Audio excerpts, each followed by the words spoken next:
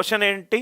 Square root of 4 plus square root of 4 minus square root of 4 plus and square root of 4 minus. దీని value కనుక్కోమన్నాడు.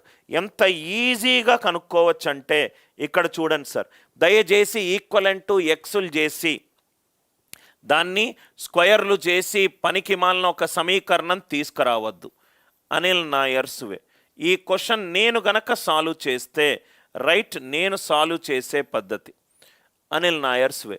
Square root of 4 plus root of 4 minus root of 4 plus root of 4 minus. నవ్వు ఇక్కడ చూడండి sir, అసలు ఇది మొత్తము లేకపోతే, ఇది మొత్తం లేదనుకోండి, ఈ బాక్స్లో ఉన్న బ్లాక్ బాక్స్లో ఉన్న వాల్యూ లేదనుకోండి, రూట్ 4 ఎంత సార్? 2. 4 ప్లస్ సంథింగ్, ఆన్సర్ అనేది greater than 2.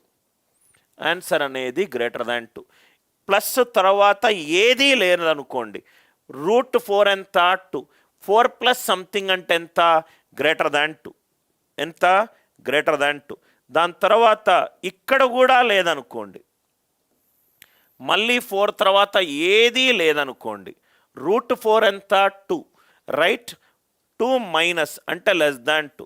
Answer greater than 2 ఉండాలి, లెస్ దాన్ రూట్ 6 ఉండాలి.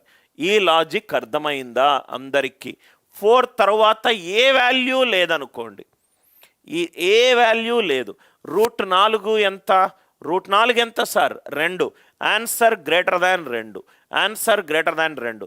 ప్లస్ దీని తర్వాత ఏ వాల్యూ లేదనుకోండి, రూట్ 4 ఎంత? 2. దాని తర్వాత ఏమున్నది? మైనస్ ఉంది, అంటే 2కు కొంచెం తక్కువ, ప్లస్ 4. ఆన్సర్ ఎంత? Less than root 6. ఇక్కడ చూడండి సార్, కొంచెము చూడంగానే రూట్ 13 అనేది రూట్ 6 కంటే ఎక్కువ, రూట్ 13 అనేది రూట్ 6 కంటే ఎక్కువ. 9 అనేది రైట్, 3 అంటే రూట్ 9, అది రూట్ 6 కంటే ఎక్కువ. ఆప్షన్ ఏ పోయింది, ఆప్షన్ బి పోయింది, ఆప్షన్ ఏ పోయింది, ఆప్షన్ డి పోయింది. అర్థమైంది కదా సార్? రూట్ 13 అప్రాక్సిమేట్ వాల్యూ ఎట్లా కనుక్కుంటాం?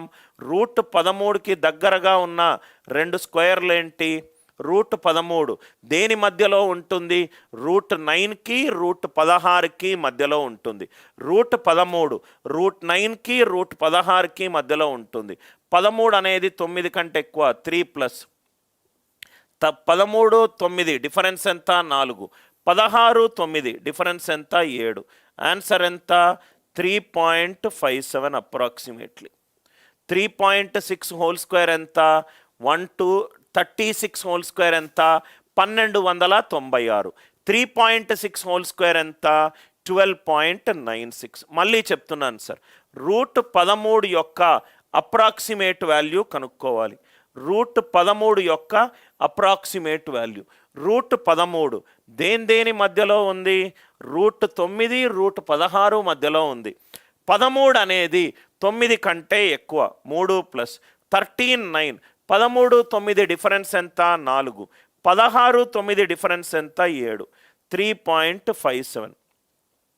3.57 మైనస్ 1 ఎంత?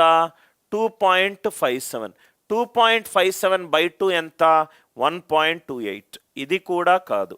కాబట్టి ఆన్సర్ ఎంత? Route 13 plus 1/2. Route 13 plus 1/2. 4 తర్వాత ఈ వాల్యూ లేదు. రైట్, రూట్ 4 ఎంత? 2. రైట్, 4 ప్లస్ అంటే ఆన్సర్ 2 కంటే ఎక్కువ. 4 తర్వాత ఈ వాల్యూ లేదు, 4 అంటే 2. 4 తర్వాత మైనస్ అంటే లెస్ దాన్ 2. 4 ప్లస్ అంటే 2 కంటే ఎక్కువ ఉండాలి, రూట్ 6 కంటే తక్కువ ఉండాలి. 2 కంటే ఎక్కువ ఉండాలి, రూట్ 6 కంటే ఎక్కువ ఉండాలి. ఈ క్వశ్చన్స్ నేను ఎందుకు ఎక్స్ప్లెయిన్ చేస్తున్నానంటే, నేను కొన్ని కానిస్టేబుల్ పేపర్స్ చూశాను. ఈ కానిస్టేబుల్ పేపర్ క్వశ్చన్లు ఆల్మోస్ట్ క్యాట్ లెవెల్లో ఉన్నాయి. రైట్, అండ్ మంచి లెవెల్ ఆఫ్ డిఫికల్టీ, మంచి సబ్స్టాన్షియల్ లాజికల్గా ఆలోచించే స్టూడెంట్ మాత్రమే సాల్వ్ చేయగలుగుతాడు. రైట్, నేను నిన్న ఈ సెషన్కి ముందు ఒక క్వాడ్రటిక్ ఈక్వేషన్ సెషన్ కూడా చెప్పాను. మూలాలు కనుక్కోకుండా ఆన్సర్ ఆప్షన్లు ఎలిమినేట్ చేయడం ఎట్లా. సో ఇది కూడా మీకు లాజిక్ క్లియర్గా అర్థమైంది అనుకుంటా. ఇదంతా కూడా డిక్రీజింగ్ సిరీస్ ఉన్నారు కదా సార్. రైట్, ఇట్లాంటివి మీరు చాలా చేయొచ్చు సార్. అంటే మీకు క్లాసులో ఎలా చెప్పారో నాకు తెలియదు, కానీ నవ్వు ఇక్కడ చూడండి సార్. సపోజ్గా రూట్ ఆఫ్ 7 + 2√12 ఉంది. 7 + 2√12 ఉంది. ఇది క్వశ్చన్. 7 + 2√12 root of 7 + 2√12. ఆప్షన్స్ ఇలా ఉన్నాయి అనుకుందాం. 2 - √3, 2 + √3, 2 + √7, రూట్ నన్ ఆఫ్ దీస్. ఇట్లా ఉందనుకోండి, మీరు ఏమి పెద్ద క్యాల్కులేషన్లు ఏమీ చేయొద్దు sir. Root of 7 + 2√12, 2 + √3, 2 - √3, 2 + √7, none of this. ఇక్కడ మీరు చాలా ఈజీగా మీరు √12ని 2√3గా రాసుకుంటారు. √3 ఏమవుతుంది? 1.7.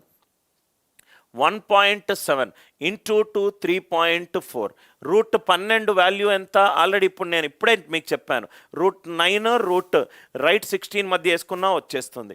ఇదేమవుతుంది? 3.4. 3.4 × 2 ఎంత? 6.8 ప్లస్ 13, 13.8. √13.8 అంటే √14, అంటే 4కి తక్కువ ఉండాలి. ఇదేమైంది? 2 - 1.7. ఇది చాలా చిన్న వాల్యూ. ఇదేమైంది? √7. ఇది కూడా చాలా. ఇది √3 ఎంత? 1.7.